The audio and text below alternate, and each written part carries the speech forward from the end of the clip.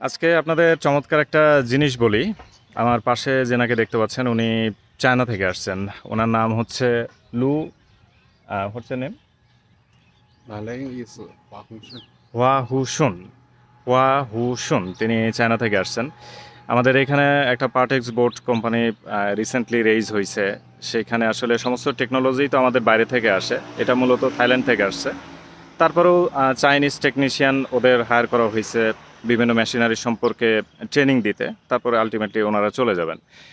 তো লু হুসুন, রাইট? 华红顺 ওয়া হুসুন।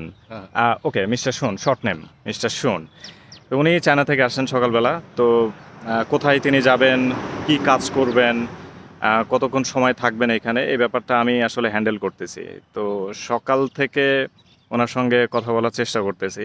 একটা জিনিস রিয়েলাইজ করলাম যে তিনি আসলে ইংরেজির কিছুই পারেন না। ইংরেজি মানে আমি যে ওনাকে বলতেছি আর ইউ ম্যারিড পারসন, তারপরে হোয়ার ইউ ফ্রম, এই যে নর্মাল ওয়ার্ডগুলা, এইগুলোই তিনি বুঝতে পারতেছেন না। এই যে অলরেডি তিনি ফোনে কানেক্টেড আছেন, মানে আমি যেগুলো বলতেছি সেইগুলা ট্রান্সলেট করতেছে। ছোটোখাটো যে কোনো কোশ্চেন করতেছে ওইগুলো ট্রান্সলেট করতেছে। আর আমি কোনো কিছু বললে মোবাইলটা ধরে মানে আমার মুখের সামনে ধরতেছে যে আহ, আমার কথা সে বুঝতে পারতেছে না। তো চমৎকার জিনিস এইটা দেখেন যে চায়না এই মুহূর্তে বিশ্ব শাসন করতেছে। এই মুহূর্তে চাইনিজরা পৃথিবীর প্রত্যেকটা জায়গায়, প্রত্যেকটা দেশ সব কিছু ক্যাপচার করে ফেলছে অলরেডি। তো he is one of them. সে বাংলাদেশে আসছে, তাকে হায়ার করা হয়েছে, ডেফিনেটলি সে ক্যাপাবল, যার কারণে তাকে হায়ার করা হয়েছে। কিন্তু ইংরেজির কিছুই জানে না। আমি জানি না সে কিভাবে এখানে কাজ করবে।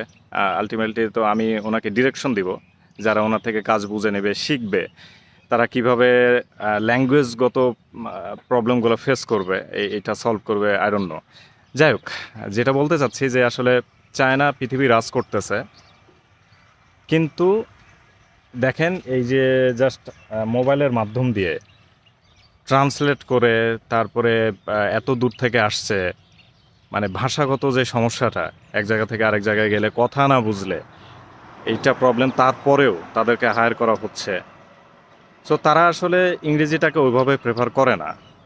অনেকেই আছে চাইনিজ যারা ওয়ার্ল্ড ওয়াইড বিজনেস করে, বড় বড় কোম্পানির মালিক, তারা ইংরেজিটাকে একটু প্রেফার করে ফর বিজনেস। কিন্তু এর বাইরে যারা আছে চাইনিজরা, মূলত ওরা ইংরেজিটাকে প্রেফার করে না। আমি এতদিন